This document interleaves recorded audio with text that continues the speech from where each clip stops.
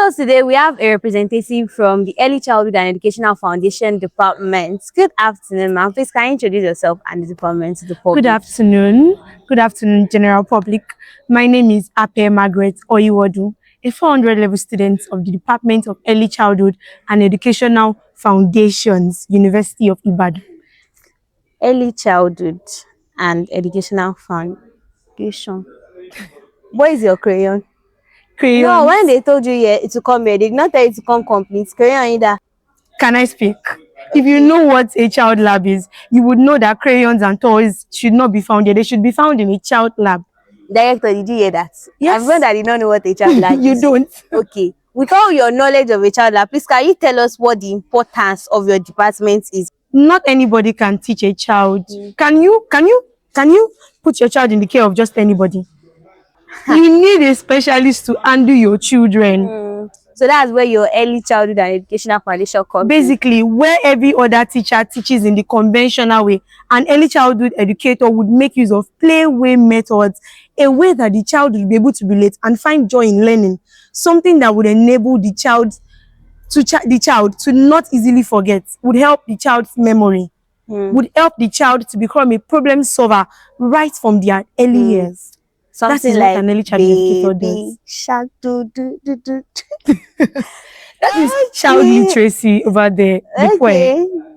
So what does, with all your child literacy at Gbogbo, what is your contribution to the society? Because the main importance is that after you learn, after you get a certificate, you are able to help yourself and the society at large. Okay.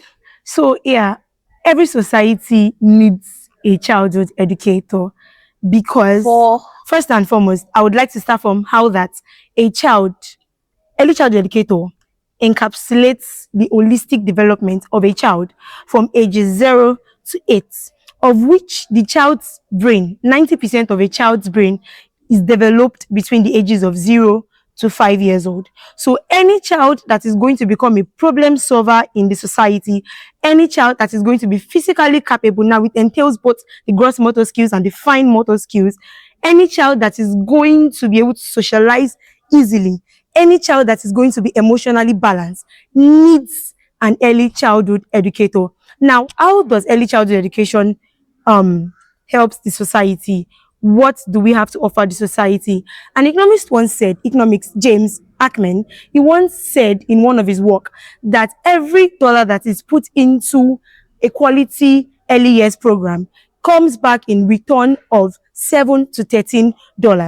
That aside, socially, early childhood education has a lot to offer to the society, because if there is a solid early childhood education in a society, the rate of crime will reduce, I tell you, because an adult with a sound mind was once a child with a sound mind. Okay, thank you very much. I'm trying to take all of that in. An adult with a sound mind is, well, we'll come back to this discussion later off camera. Now,